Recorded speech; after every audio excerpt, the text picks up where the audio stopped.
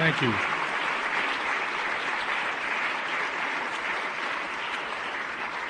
Thank you, Dr. Williams.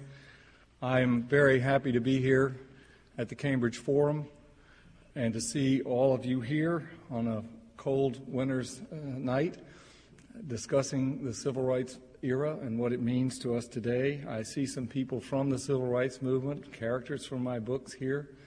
I'm very happy to see that.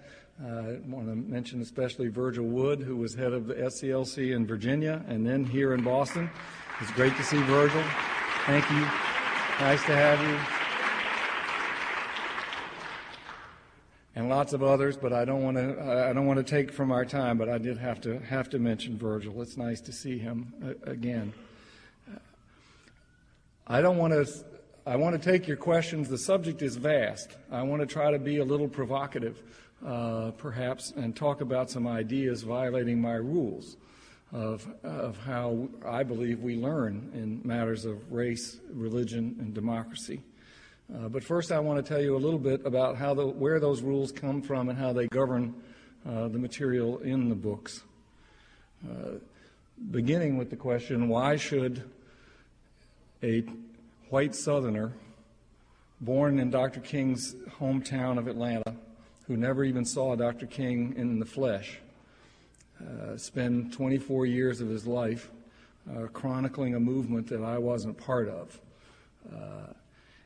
That question is a legitimate one. I'm asked it almost as much as I'm asked what would Dr. King say about this or that if he were still alive today. But it's a lot easier because I was there on my own question. My formative years were the years of the movement. I grew up in a resolutely non-political family. My dad was a dry cleaner. He raised our family on one political maxim, anti-political maxim, that people interested in politics could not find honest work. And we didn't pay any attention to politics. We studiously avoided it.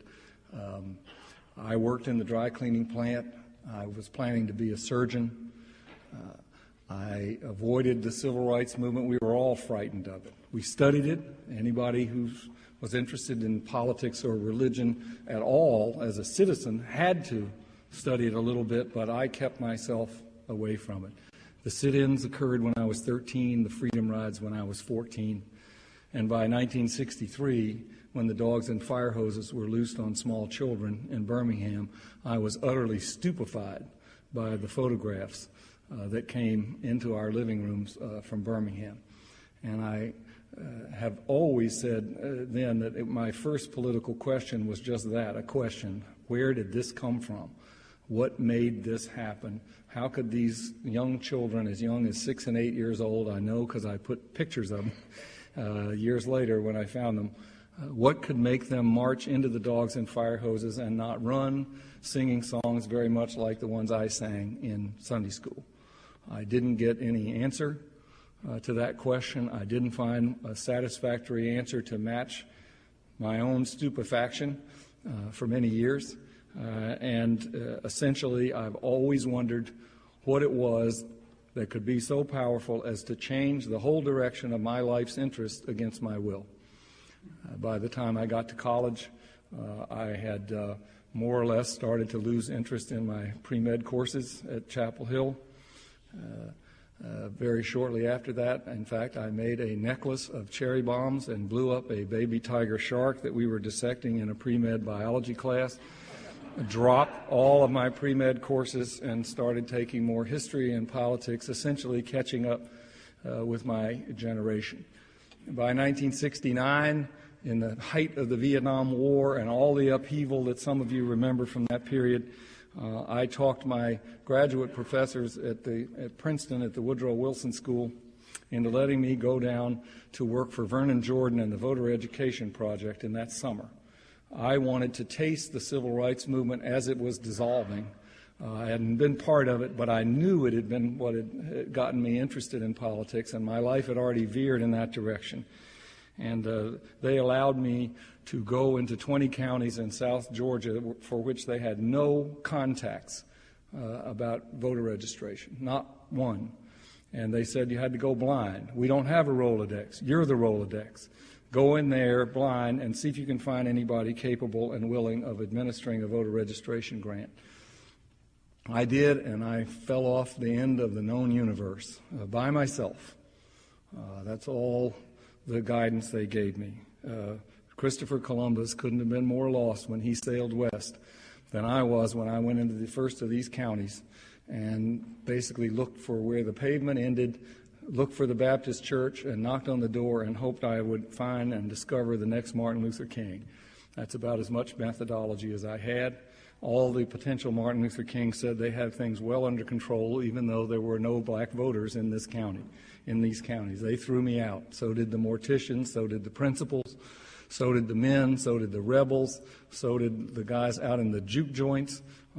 I was arrested in a place called Bubba Doo's Big Apple in Cuthbert, Georgia, trying to cultivate people who thought that the preachers were stuffed shirts, and they weren't interested in voter registration either. And finally, in utter desperation, I started wandering out in cornfields of new counties. I only had 3 days per county, starting cold, and wandering out and asking women tilling the fields if there were any matriarchs in the county who I could talk to about voter registration.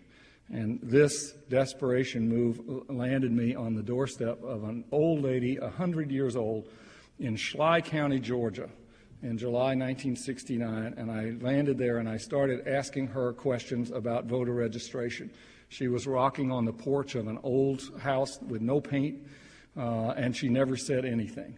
And I kept talking, and she wouldn't answer. She wouldn't tell me her name. I knew her name, but she wouldn't acknowledge it.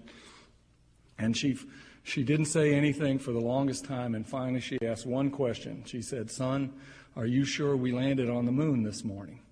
And this was the day that Neil Armstrong landed on the moon. And I said, "Yes, ma'am. I saw it on Walter Cronkite back at the motel before I came over here this morning."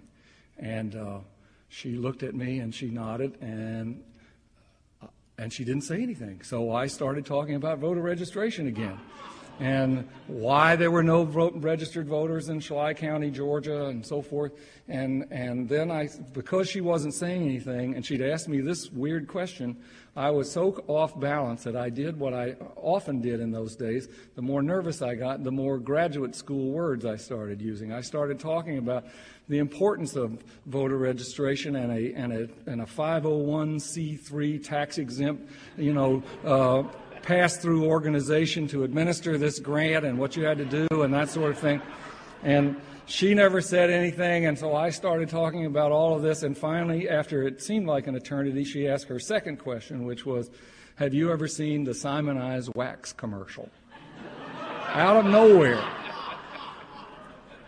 And, of course, I'm looking at her. I don't see a TV around here anywhere, but maybe there was one in the house. There probably was.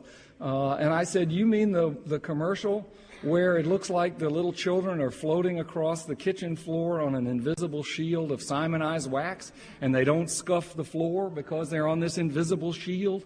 And she looked at me and she said, "Do you believe that?" So I said, "Well, yes, ma'am, I believe they can make it look like the little children are floating across the kitchen floor on an invisible shield." But then now I'm really off balance. I'm saying, but that's in a commercial. They can do that. I saw the moon landing on a news show. And on a news show, they don't do that. So I'm trying to explain my view of the difference between a commercial and special effects and a news show. And anyway, this launched a conversation that went on forever with her only lobbing in a question about every 5 minutes whenever she could tell that I was so desperate that I would probably, fall over if she didn't ask a question. And they were always completely out of left field. But, of course, she already had me going, knowing that she was asking me questions about what is real, what you can believe, what is fear, all these questions, and that, of course, voting goes to the heart of those questions in her marrow. That she was 100 years old, she goes back to the Civil War, and here's a 22-year-old graduate student talking about 501c3 tax-exempt organizations, and that she was not ready to lead the voter registration drive in Schley County. She, in fact, at the very end, had mercy on me and said, "Son, I can prove that we didn't land on the moon this morning. If we had, all we'd have to do is fill up our tank, and on the next hop, we could make it right into heaven." And you know God wouldn't allow that, so we didn't land on the moon. And I knew a number of things coming out of this conversation with this lady. Number one, that I had to get back home to the motel and write down everything she had said and everything I tried to say, and I wrote it down. By this time, I was having experiences like this practically every day. And I wrote them down, and it was the first thing I'd ever written that hadn't been assigned by a teacher. And when I got back to Princeton at the end of the summer, it was 400 pages long, this diary of fear and being arrested at Bubba Doo's and of this lady and 100 other characters. And how I alternated every day between terror and mirth at myself and what was going on. And the professors at Princeton didn't think that it was a policy-relevant document, which it was supposed to be. And I got into a fight and said that, the language of policy doesn't touch the reality I experience. One of the professors sent this diary off to a magazine that started publishing excerpts. The first thing I ever had published was something I didn't submit, and it was the first thing that I had ever written not assigned by a teacher. And I backed into a writing career along with the firm conviction from personal experience that I believe in race relations and anything else that makes us nervous and fearful, that we learn not by abstract discovery that we're taught to believe in from the time of the Greeks and Plato and Aristotle forward, but we learn by things that are so human that they dissolve our constructs and our labels and lead us to discovery by humanity. That was the formation of my belief many years later when I did want to answer the question, where did this movement come from? That it would be a storytelling history trying to get in the hearts of as many of the people like this lady, people, whether it's Lyndon Johnson in the White House, or Martin Luther King, or sharecroppers trying to decide whether to register to vote, to make it a storytelling history. I did, by the way, by the end of that summer, I recommended 3 counties for voter registration grants. They all got them. John Lewis had come in to take over from Vernon Jordan, who hired me, and John Lewis, I turned my report into him. He gave these grants to the 3 counties. They were all 3 projects headed by women, and all of the women came from the same profession, which I had never would have dreamed when I first started. They were all midwives who had a natural authority in these counties and an independence from the white and the black political structure, for that matter. And I saw them. It was fearful for people to have even a meeting with me in that day, in 1969. And these midwives could look at people who were nervous and dissembling about these meetings and say, yes, you are coming to this meeting because I birthed you and everyone in the family, and I know things about you that are going to get out if you don't come to this meeting. And they were remarkable women, and 2 of them became county commissioners. So I believe in storytelling. The book is full of storytelling. The book is full of citizen heroes. This one is dedicated to Diane Nash, in part because I feel she's not anywhere near recognized for the magnitude of her contribution to this era. She's from Chicago. She was a Miss America contestant. She sang Take Back Your Mink from Guys and Dolls in the 1956 Illinois Regional Miss America contest, then went to Fisk, ran smack into segregation in Nashville. Had to eat her meals out on the curb, because even in the rain, because she wasn't allowed to do it, and went around all over being Diane saying, is there anybody doing anything about segregation? People looked at her like she was from another planet. What do you mean, do something about segregation? But finally she located a librarian at Fisk. I love librarians. You have to give them their due. And she said she had heard of somebody over in the basement of a Baptist church trying to do something about segregation with ketchup. And Diane said, "What do you mean?" And she went and looked for herself, and sure enough, there were students pouring ketchup in each other's hair, trying to build up discipline for demonstrations in the face of segregation, knowing that they would be provoked. And she said, for a woman in her, that she didn't want anything put in her hair that didn't come out of a beauty parlor, that this really was the height of training. And they were also yelling at one another, cursing, and preparing for nonviolence. She became a leader against all of her instincts. She said, "In my studies, I learned that government was violence. The government was defined as a monopoly of legitimate violence. Therefore, how can nonviolence do anything?" But she couldn't find anybody else, and she became a leader of the Nashville Nonviolent Workshops with Jim Lawson. And she later expanded the sit-ins, then she expanded the freedom rides, and then with her wildly improbable husband, Jim Bevel, the prophetic genius of the movement in this period. They had the most tempestuous marriage you could ever imagine. Dr. King said of Bevel that he's like a biblical prophet. It's the cracked ones who let the light in. That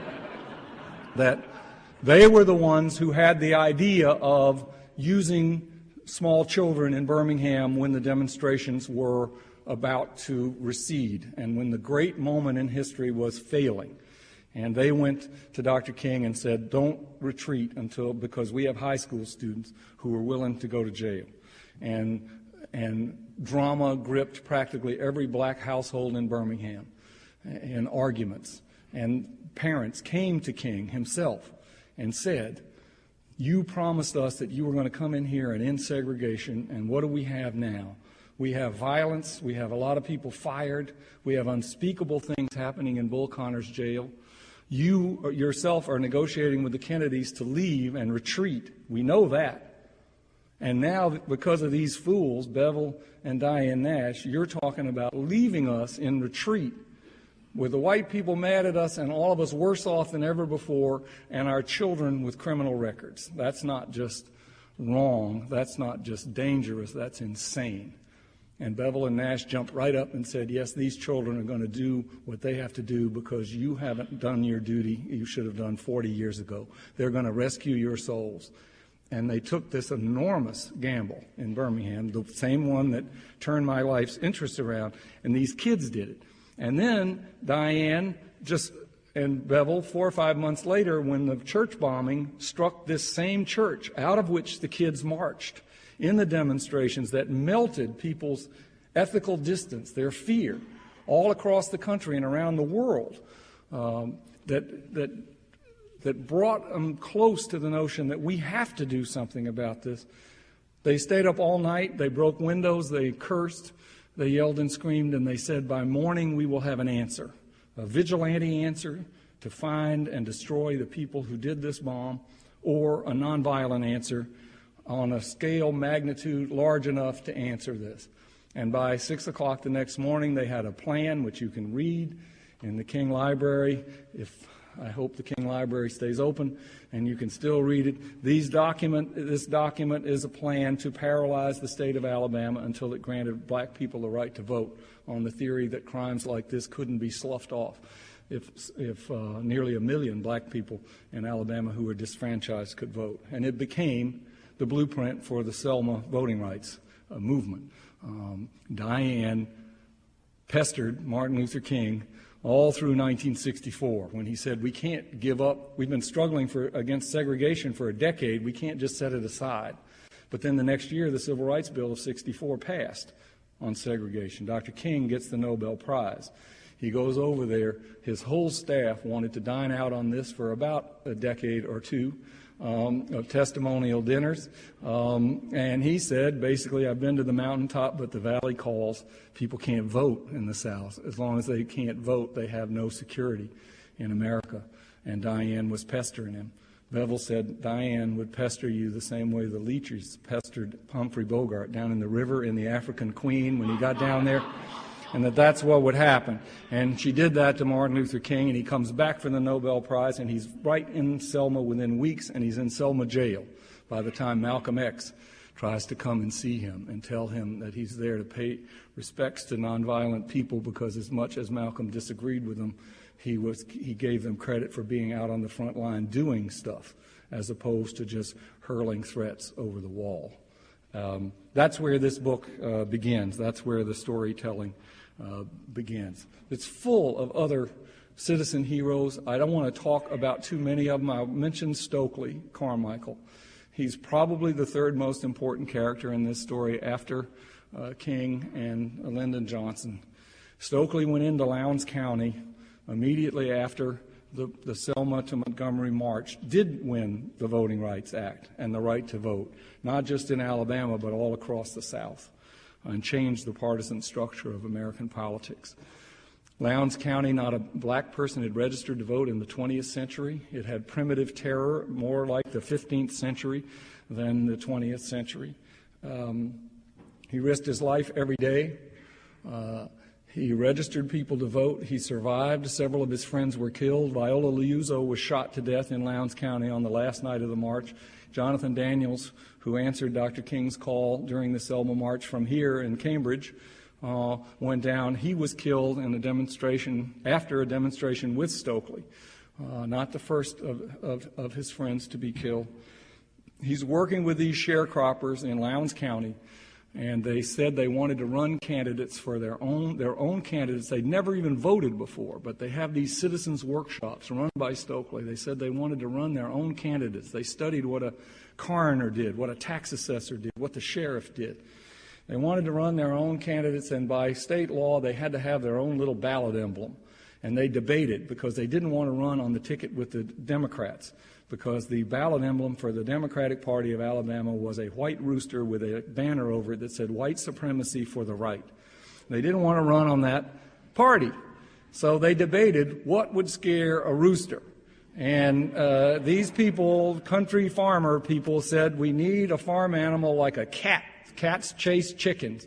And Stokely sent volunteers back to Atlanta University, and they went to one of the colleges, Clark College, whose football mascot is a panther. And they traced it and they brought it back.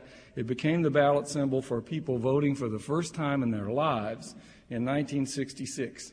The Lowndes County Freedom Organization is the original Black Panther Party.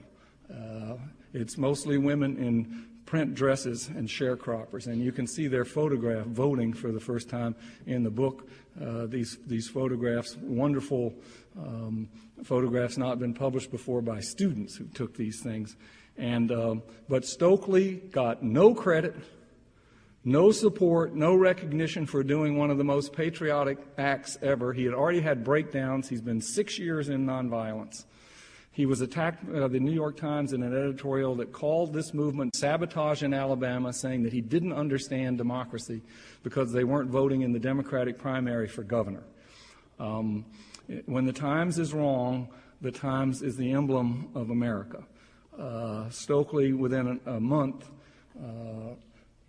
is elected chairman of SNCC, proclaims black power, says, and renounces nonviolence, the vote, and democracy itself, all three of them, in public, says that they are all tricks against black people, goes to California, tells the story of the Lowndes County Freedom Organization, and the idea of the Black Panthers is borrowed by Huey Newton. And that's the only Stokely, and that's the only Black Panthers that have come down to us. And yet, right there in Lowndes County, they did elect people. The founder of the Lowndes County Freedom Organization became Sheriff John Hewlett. They've erased terror out of the Lowndes County murders. Paul E. Murray filed a lawsuit that won the right of women to serve on juries in Alabama. In Alabama, women of all races were barred from all juries by state law, and it wasn't the only state that women were restricted from juries. In 30 states, the prevailing Supreme Court decision, Hoyt v. Florida, upheld a Florida statute saying that if you were a woman in Florida and you wanted to serve on a jury, you had to go to the courthouse, file an affidavit attesting that you wanted to serve and saying that it wouldn't interfere with your homemaking duties. That law was upheld. We forget how stratified, how structured, how hierarchical American society was until the movement started people struggling over what the meaning of equal citizenship was, as Dr. King said, far beyond the race issue and segregation and terror in the South. He said it would liberate the white South, and it did. It created the Sun Belt. He said it would liberate Southern politics, and it did, which had been white, one-party Democrat white supremacy. And 4 million new black voters from the Voting Rights Act created the first two-party competition in the South. It's not always great, but it destigmatized even Southern white politicians who could become and aspire to become the leaders in both national parties very quickly. It changed, it opened universities to women, including the one right here, Harvard. No women went to Harvard before that. No women even went to Chapel Hill except nursing students, where I went. All of these things open, professions open. Pauli Murray filed that lawsuit. She's a lawyer. She had been turned down by Chapel Hill in an official letter saying, "We do not accept students of your race." She was turned down by Harvard Law School in an official letter saying, "We do not accept students of your sex." She persisted. She became a civil rights lawyer. She filed this lawsuit that overturned the Alabama law excluding all women from juries. And that swept across the country, opening up these things that we take for granted today. And then she started being bugged because she was a religious woman, that women were barred from the clergy. And in 1976, at the age of 66, Pauli Murray became the first female, a black woman, in the first group of female Episcopal priests ever ordained in the Episcopal Church. Amidst schisms, and bishops refused to recognize their ordination, saying that authority was reserved in the Bible for men. And they backed out of the Episcopal Church, and there was all kind of angst, the same way there is today, over gay clergy. These things of equality and what democracy means swept through from that period until today. We are living in a world still being remade in everyday life by Martin Luther King and the Civil Rights Movement, but we do not recognize that. It is not a model for how you create, refine, and promote democracy in the world. If it were, we would have gone into Iraq in a different way. If it were, there would be more debate about what democracy is and what's its relation to violence, what's its relation to race, what's its relation to nonviolence. Dr. King became more and more lonely in his conviction toward the end of his life that nonviolence is at the heart of democracy. Every vote is nothing but a piece of nonviolence. That's all it is. And in the long run, power grows against the grain of violence. That's what happened at Selma. That's what happened in Birmingham. That's what happened in the American Revolution afterwards, when the colonies were threatening war on one another, and instead they created new ways of essentially politics as structured anger management through the vote. And that's what they did. That's the revolution. So why is it that this movement could set so much democracy free in our world and not be a model for democracy today, to the point that in politics liberal is a dirty word? You don't get credit for this period. You don't have people saying this was a great blessing for everybody. It is pigeonholed as something for that time and only for black people. A lot of it is race. People are reluctant to see a black-led movement as modern founders who did just what the founding fathers did, creating liberty out of hierarchy, turning politics from vertical liege lords, fear and rule, into public service and horizontal bonds among citizens. That's what the movement did. But we ourselves bear a lot of blame for this. It is an unexamined movement. People in the movement rejected nonviolence. They had good reason for it, because they said it's not fair that America expects only black people to be nonviolent. And it's not fair that the people who've been the victims of injustice should have to seek out further sacrifice. No, it's not fair, but it's leadership. It's leadership. It's hard to swallow if you're a 25-year-old black kid like Stokely who has had a number of breakdowns already. Mental breakdowns under the strain. This is like a war. He'd been in there longer than World War II. He got no support, no honorifics, no praise like Paul Revere or Benjamin Franklin for what he was doing, and he broke down. We don't analyze this movement. We don't analyze why nonviolence, which was the most powerful idea to come out of the movement, was the first of its ideas to become passé, to the point of being ridiculed in prominent intellectual journals. This is among many ideas from the movement. And the government, and the idea that government is bad, which was invented by George Wallace to resent in politics, to resent the thrust of the civil rights movement for freedom. When it was no longer respectable to say segregation is good, he said the government is bad. Pointy-headed liberal bureaucrats trying to tell us what to do, trying to take control, and they invented the backlash vocabulary that went right on into Ronald Reagan and other people saying that the civil rights acts were bad, they created nothing good, government is the problem. This was an era of license, permissiveness, and no discipline. He obviously was never on a freedom ride. There's nobody more disciplined than somebody willing to accept blows without retaliating. But we've allowed that to happen. We do not know how to tell the story of what the movement did. We don't know how to admit our own errors, to examine the relationship between violence and nonviolence, to really address a lot of the difficult issues that come out of this period.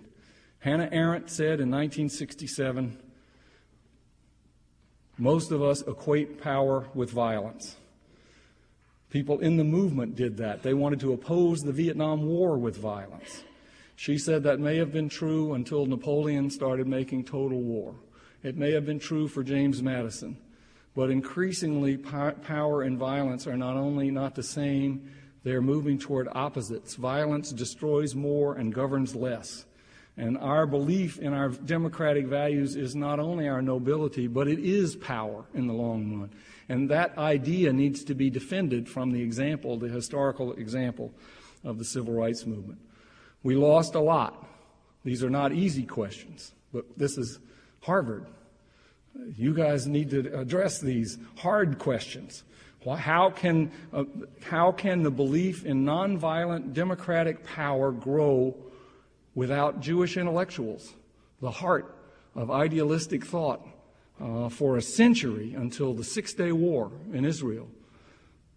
Completely transformed the psychological relationship between Jewish intellectuals to a large degree and violence and nonviolence as a refuge in politics. It's certainly understandable for the survival of Israel, but it is not understandable in the long run for the survival of democratic thought and solutions for these problems. King was saying right at the beginning in here, in these wiretaps, it's amazing to me that he supported Israel in the Six-Day War, but he said this will never bring peace. Nonviolence will be the only way they're going to bring peace. He said that 2 weeks after the Six-Day War.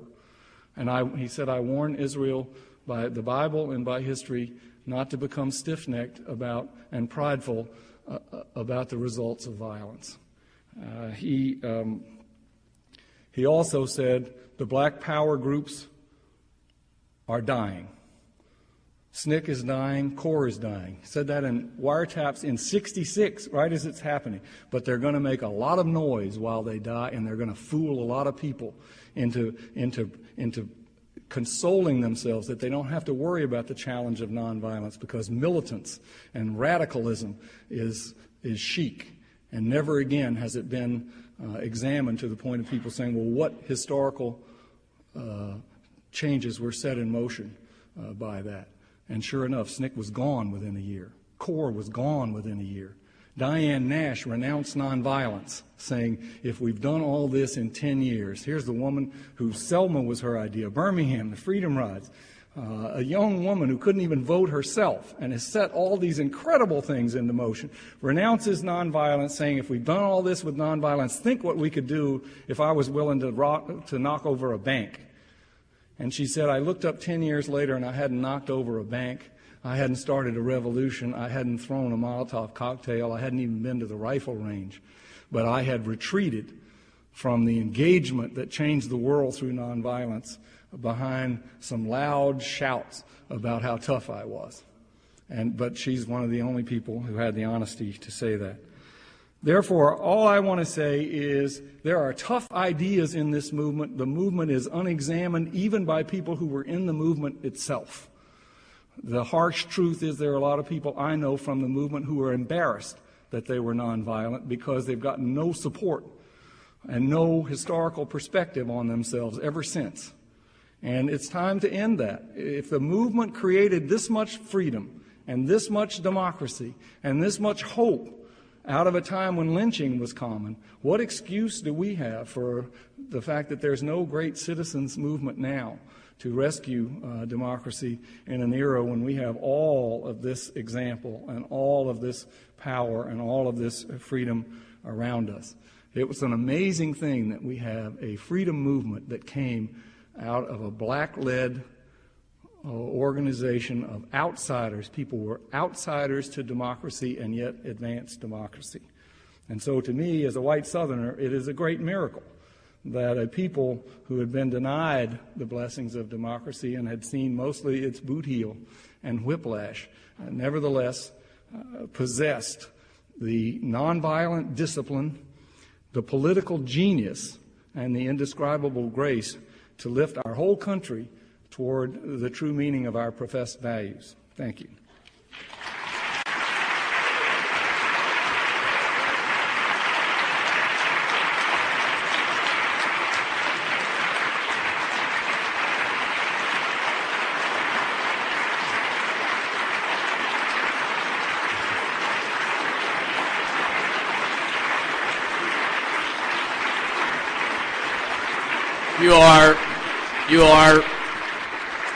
You're joining us at Cambridge Forum, listening to Taylor Branch discussing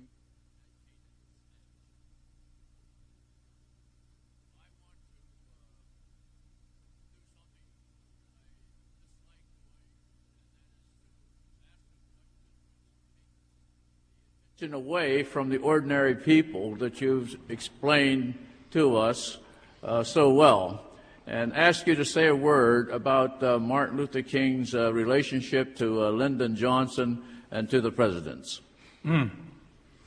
Well, Lyndon Johnson is a big enough story just from this book. I think that it was an intimate, surprising. It surprised me how they had kind of a subtle collaboration.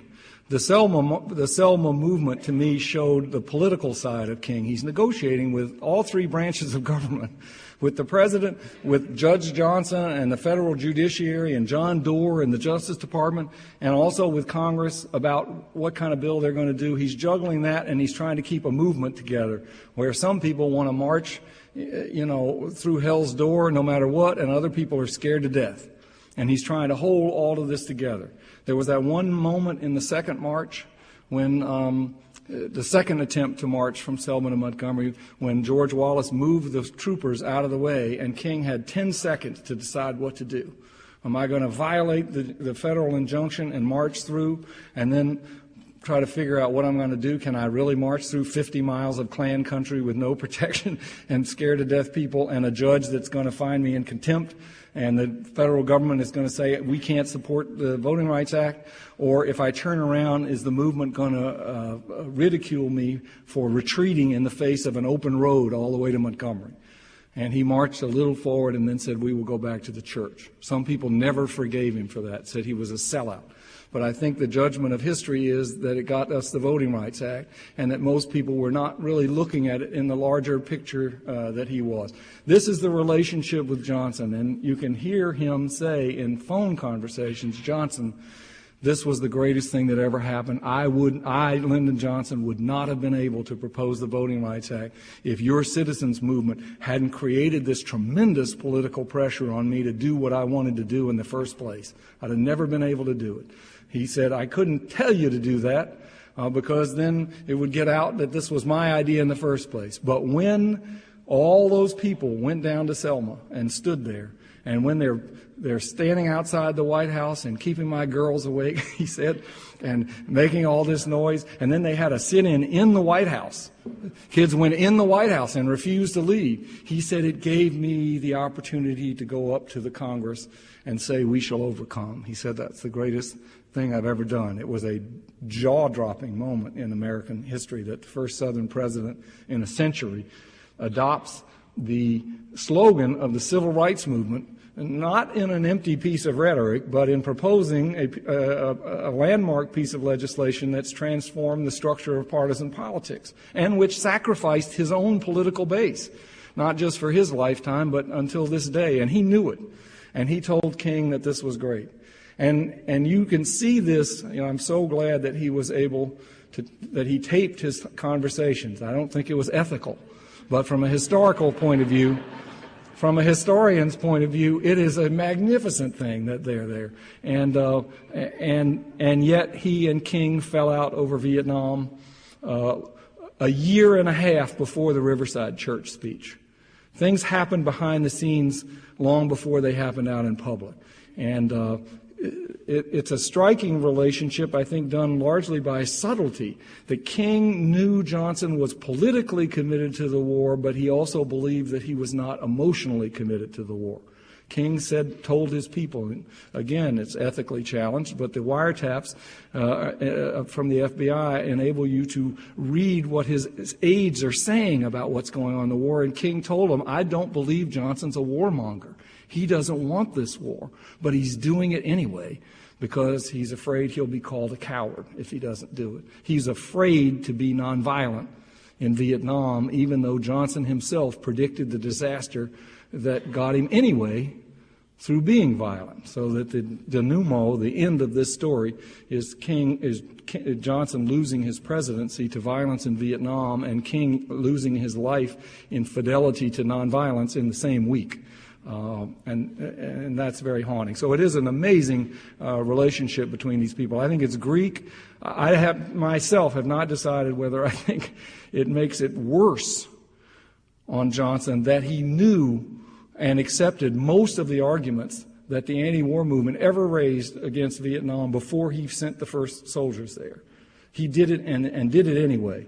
Whether that makes it better or worse, but it certainly makes it more human. And I'm afraid that we make a big mistake when we either demonize or idolize any of our public servants in the highest office. This was a real human struggle, and I know that many of us were not able to see Johnson that way, the way Dr. King did. We saw him as some sort of monster, or that some weird thing was making him do this, and King saw him in a much more human, sad, and tragic light. You're listening to Taylor Branch discussing At Canaan's Edge. Let's take some questions from the audience. Please line up at the microphones and be succinct, as there are many here who have questions. While the questions are coming up, I also want to tell you that if you don't want to stand in line for a book sign, there's some pre-signed books that you can grab one and skedaddle when this is done and not have to stand in line. Yes, sir. Hi. I was wondering if you could, do you think Dr. King's reaction would be to the effort of many state governments, like yours in Maryland and like here in Massachusetts, to legalize and actively promote slot machines as a way to fund government services, related to the idea of democracy? I think you've written stuff in the past on that issue, so I wonder if you could please enlighten and share some information. Thanks. Well, I'd hesitate. The first state lottery was not created until 1964, and the first big one until 1967 of the 20th century in New York. And I do quote Wright Patman, the congressman, questioning Governor Nelson Rockefeller, saying, you mean the richest man in the richest state in the richest country in the history of the world can't send children to school without having gambling? And Rockefeller said, I'm afraid we're at the end of the road. As a matter of citizenship and accountability, I think all state-sponsored gambling, like addiction, in which you play your fellow citizens for suckers, flies in the face of democratic theory. I don't have any quotes from Dr. King on that, but I don't think that it's in the spirit. But there again, it's something that we don't discuss matters that go to the heart of what democracy is and the compact of citizens in their own terms. And we're addicted to expediency and kind of stunted debate on great public issues. Yes, sir?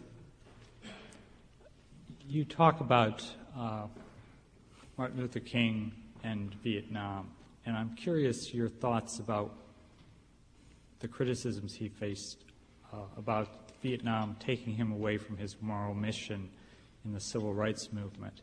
And you also talk about nonviolence as being a powerful force. I'm curious your thoughts about the relationship of the protest in civil rights versus the protest against the war in nonviolence.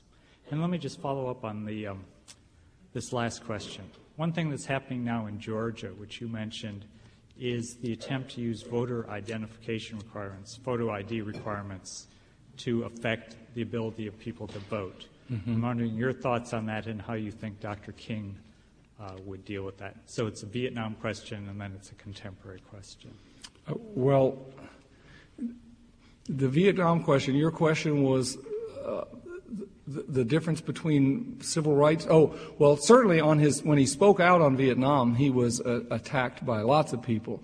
The other civil rights leaders, Roy Wilkins, Whitney Young, said we've got an alliance with the White House for the first time, that's really strong. He's appointing people. We can't jeopardize that by opposing the Vietnam policy. And that hurt King a lot, but the criticism that hurt him the most was from the New York Times and the Washington Post, who said essentially, you stick to race relations, that's all you know about. And the Washington Post said, we have lost respect for your voice, and never again will you be heard, never again will it be the same force for your country or your people. And when it said your people, the Post is saying you're a spokesperson for black people. And that hurt King a lot because he's essentially saying that even people sympathetic in that era are segregating his citizenship and his Nobel Peace Prize and what he saw as democracy. If you listen to his Nobel lecture, he said that nonviolence was an instrument for freedom through democracy against what he saw as a coherent triple evils of poverty, racism, war, and poverty, violence of the flesh and violence of the spirit. So to him, he had no choice but to criticize the Vietnam War. He muted his criticism for a time because Johnson promised him that he was going to settle the war.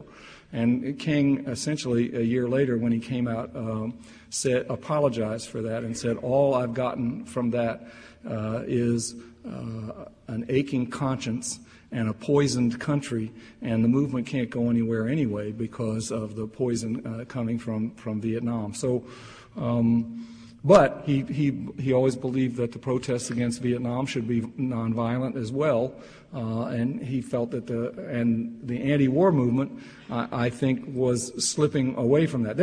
Most of the people in the anti-war movement, particularly Calc and the church-based anti-war movement, was nonviolent throughout. But there were a lot of groups that were embracing violence to end the war. Fight fire with fire, and he was never for that. On the contemporary question of Georgia, I think Dr. King.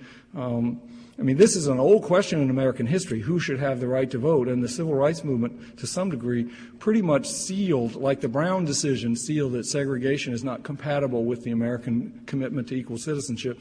The movement itself pretty much sealed that restrictions to an unfettered universal suffrage are not compatible with the American idea of freedom either.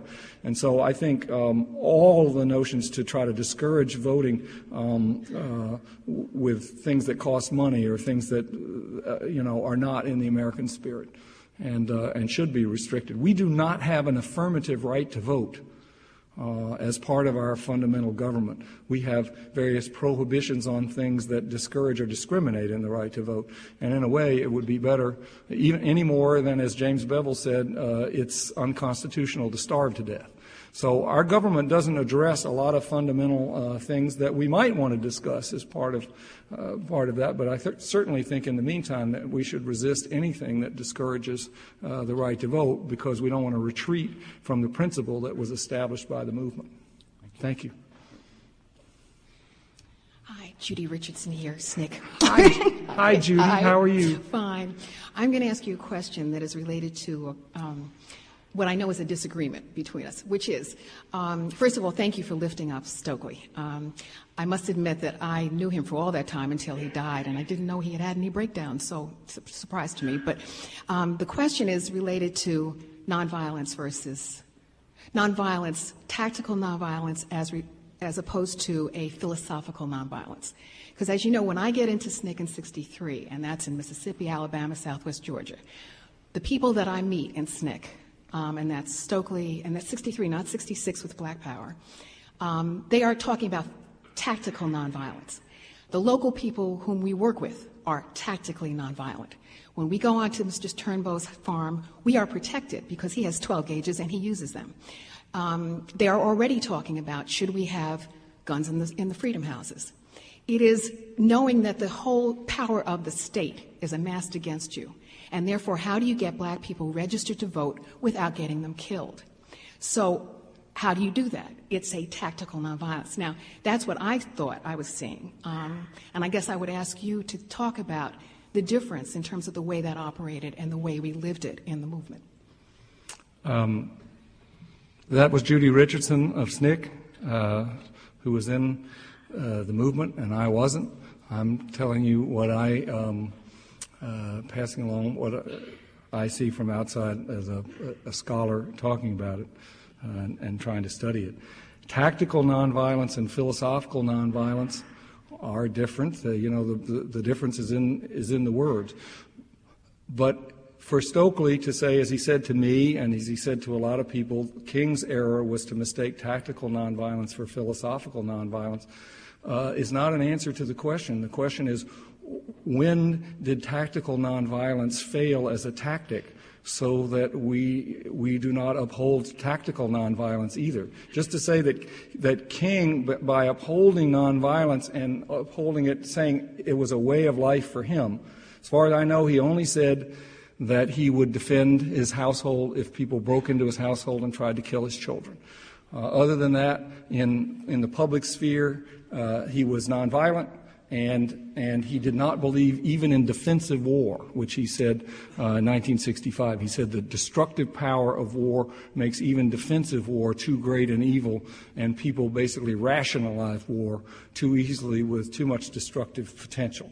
But he was for tactical nonviolence too, and what I don't see supplied here is the notion that we've come this far by tactical nonviolence through Freedom Summer or through the Voting Rights Act or whatever, and here's a plan for dropping tactical nonviolence and getting farther with provocative, I don't know what's the substitute for tactical nonviolence? Not mentioning nonviolence or renouncing. What happened was that people, to some degree, pulled away from nonviolence in public. And I'm not talking about what they did at Hartman Turnbow's farm. I'm talking about in public demonstrations. It vanished. And it became ridiculed. If you read the movement journals in that period, nonviolence was looked upon as a Baptist turn-the-other-cheek relic from a simpler era.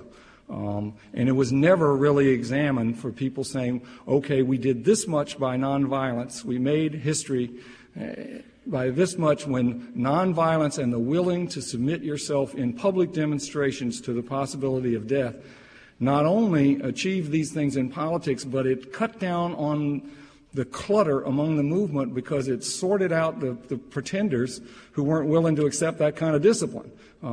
Cortland Cox sits there saying, and Marion Barry, once we no longer are talking about nonviolence, we don't really have a way of sorting out who's going to do what, because at least in the old days, if you weren't willing to put your body on the line, you couldn't really initiate a new movement. So basically the movement disintegrated for one reason or another. That bears examination, in my view. Why did this happen? And I think simply the notion that there's some facile shift that nonviolence has run out of its usefulness is not really very well examined yet. And I hope that examination will go forward, and I think it would be a wonderful thing to have happen. Judy, thank you. Yes. Hi, I'm Kay Herbst, and I want to thank you, Dr. Branch, for your... Oh, I'm not a doctor. I'm not a doctor either. Well, you will be once you leave Cambridge. for your beautiful... And I don't mean just because I blew up my cherry, my shark. I'm not any kind of doctor. I want to thank you for your beautiful gift in the form of this finely crafted trilogy of the King years, and it's a wonderful gift to us, to America, and a great wake-up call at this period in our history. My interest is in the tension between our Justice Department, our FBI, the harassment, this disgraceful behavior that the FBI perpetrated on Martin Luther King Jr.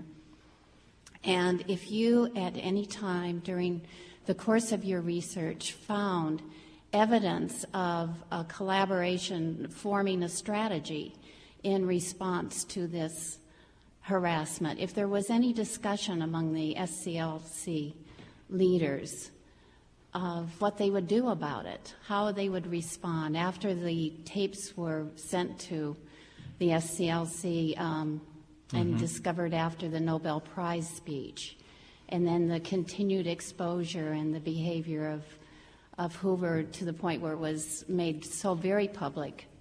I wonder if you would comment on that and then draw a parallel to this, what most of us, I think, consider illegal action, to what is going on now in our response to terrorism after 9/11. Well, I think there are many parallels. The political use of intelligence is an issue that hasn't been dealt with. It's the perversion of the very promise of democracy. Of course, I think even secrecy violates the fundamental rule of democracy for accountability and public service as opposed to rule. Hoover's modus operandi for 50 years was to scare the bejesus out of the American people and say, the FBI, if you'll let us do what we want, we'll guard you. And that goes against every premise of self-government. If people don't have the conviction of their own beliefs and want to stand up and hold people accountable, then we've allowed this to happen. And we haven't yet dealt with the political part of the FBI. The movement, they tried to have truces with Hoover. The prevailing wisdom among black people who had been vilified by the FBI was that the only way to deal with Hoover was by enormous doses of flattery. And they tried that, posing with photographs and all of that. But that didn't work either. And basically they said, other than that, we have to be open, we have to be accountable, we have to take our licks, and we have to reform ourselves, and there's nothing we can do about Hoover. And the FBI harassment, they also, though, I do want to say, most FBI agents don't go into the FBI wanting to sit around with my headphones on and listen to somebody's telephone conversations. There were a lot of FBI agents who were actually trying to shift the organization, and they solved a few crimes. It's a complex organization. I know some FBI agents. They're profoundly embarrassed by the political perversion at the upper reaches of the FBI. We have to be discerning because we're citizens and we are responsible to deal with the political part of the FBI and preserve the public service part of the FBI. Finally, I would also want to say the FBI, the political side of it, didn't just go after Martin Luther King. It went after lots of people. It went after Fred Hampton. It went after the movement. Once it got a license, Hoover said his credo when Johnson and Katzenbach were trying to restrict bugs, which are microphones placed in walls, and wiretaps. It's one of the only instances I know where they really tried to clamp it down on it, but Hoover outmaneuvered them. And he wrote them a letter saying, to the degree that our knowledge is reduced, our effectiveness is impaired.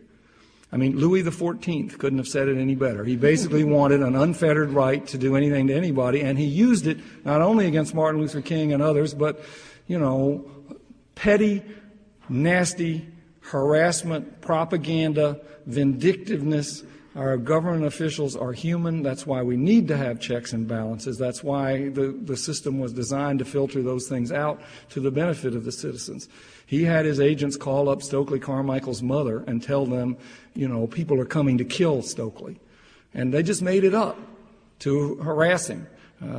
This is the kind of thing that is an embarrassment to a free government. Yes, sir. Yes. Could you speak to the relationship between Robert Kennedy and Martin as Robert grew and up to the point of Martin's assassination? Yes.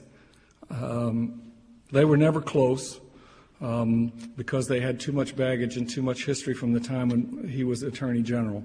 My image of all of this from this period, this is mostly in Parting the Waters, was that Jack Kennedy was kind of above things and rational, and he kept them at a distance and was suave.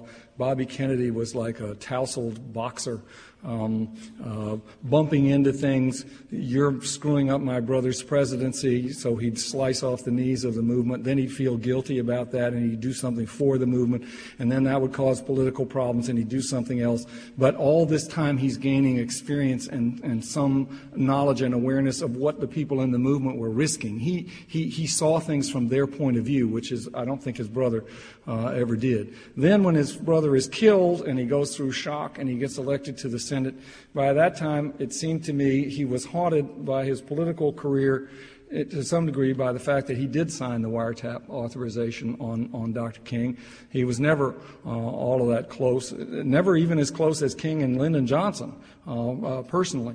But he and Dr. King kind of converged like two different stars to some degree on Viet Nam and particularly on poverty.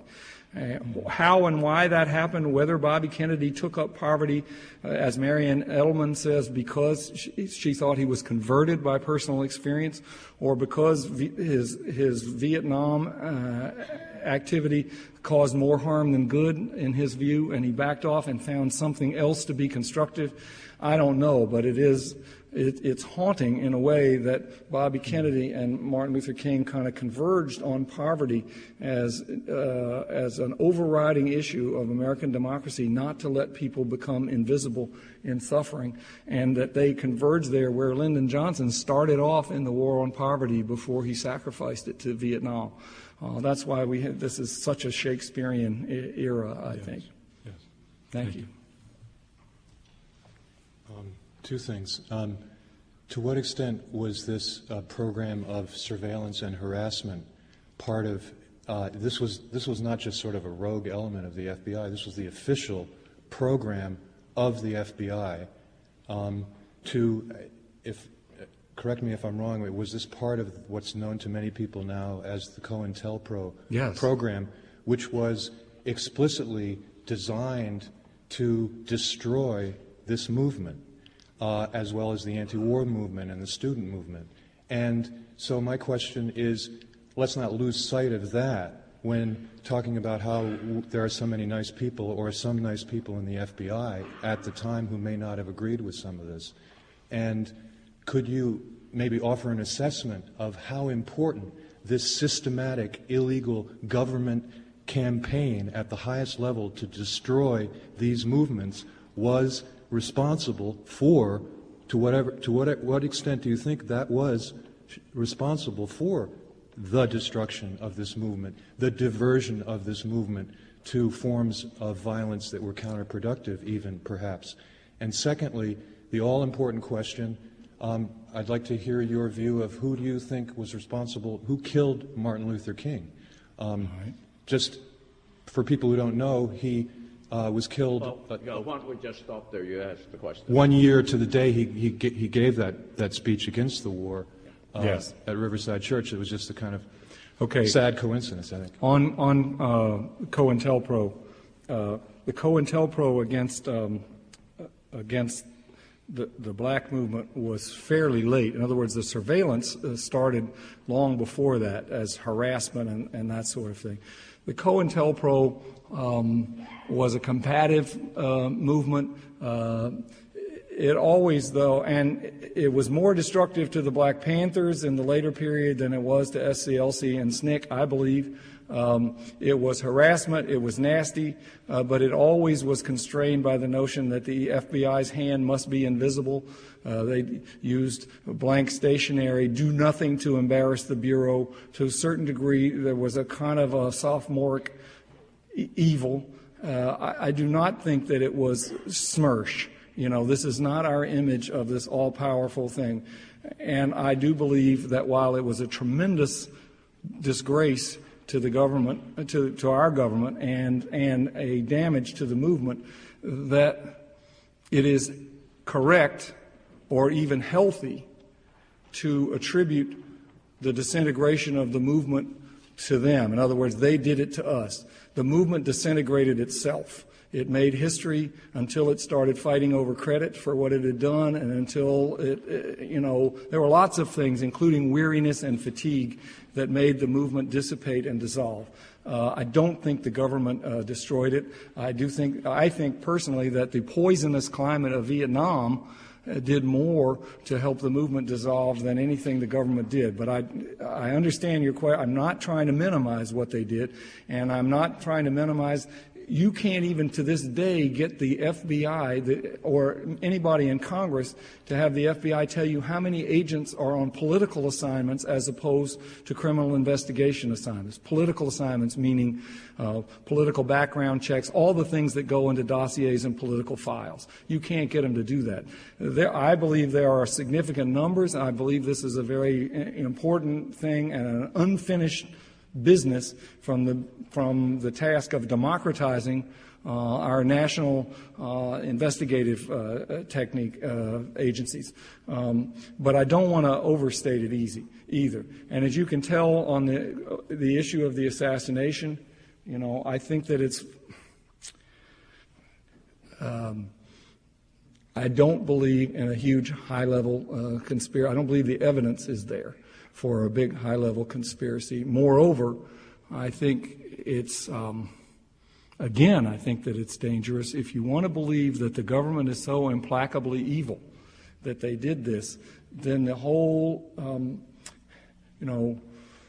Dr. King and the movement faced a government that was unbelievably cruel in the face of lynchings and complicit in lynchings, and he knew that, and he still felt. This goes back to Frederick Douglass versus William Lloyd Garrison. Is the imperfect and the government complicit in slavery still the best hope to end slavery, or is it so implacably evil that our best course is to just let it go? And Douglass said, you can't let it go. You have to use the promise of freedom to refine the blasted evil that we still tolerate within the empire of freedom. And I think King basically said the same thing. This nation will rise up and live out the true meaning of its creed. He saw the government as an instrument of freedom, even in his time, as imperfect as it was. And if you want to believe in a conspiracy theory because of an image of the government that's incompatible with that, then conspiracy theory may be harmful. But I understand what you're talking. You're talking about judgment as opposed to appetite, and I think that those are two different questions. Do you want to believe that the government is implacably and permanently evil? If so, that sets you outside of the ambit of the civil rights movement's appeal to American history. Yes, sir. Yes. First of all, statement, just want to say thank you. My name is Cedric Logan, and I was raised in Lowndes County, Alabama. Oh. Yeah, my father was... Sidney? My father was Sidney Logan, Jr., and he marched in Selma and ran for sheriff under the Lowndes County Freedom Organization. So I do want to thank you that, the sacrifices of him and other people, my Aunt Sarah, that they won't be forgotten.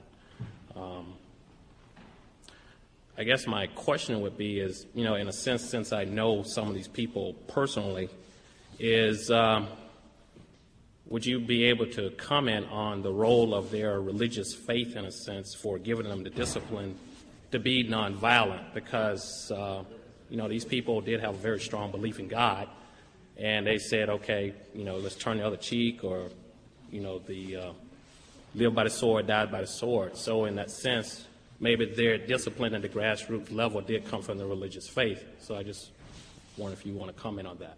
Yeah, I think that was a very interesting relationship between these people and Stokely and some of the other people in the civil rights movement who were not as conventionally religious as the people in Lowndes County, but the people in Lowndes County. That's what makes it such an amazing blend of spirit and democratic faith that sustained these principles through here. You get that beautifully in Martin Luther King, who always put one foot in the scriptures and one foot in the Constitution, and would do that almost in every sentence, and both feet in nonviolence. And in that sense, they are a living testament to the notion that in American history, you've got to have kind of some sense of prophetic justice in harness with your democratic tradition, or in my view, with the sensibilities of women, to make progress in American history going all the way back to the Revolution. So, yes, I think I appreciate your question. I think you can never discount too far the role of spirit, the role of religion, the role of hymn. This movement, it's not the early voting, it's not the bus boycott where the whole movement comes out of the black church. It's more complicated than that now. It's dealing on the national stage, and you've got all kind of people there. But that spiritual element is still there, and it's especially there in Lowndes County. And I want to say hello after. We have a photograph of your mother, Sarah Logan, voting, counting the votes.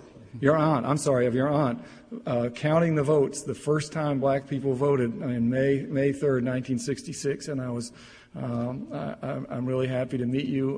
There are a lot of people who considered her, said that was the best photograph because she was the really important one. The FBI told them not to vote in the church because the Klan would burn the church down with them in it. And so they came out and voted around picnic tables under the trees that day, and there's a picture of your aunt doing that. So thank you very much, and thank you also for the reminder about the spirit. Thank you very much.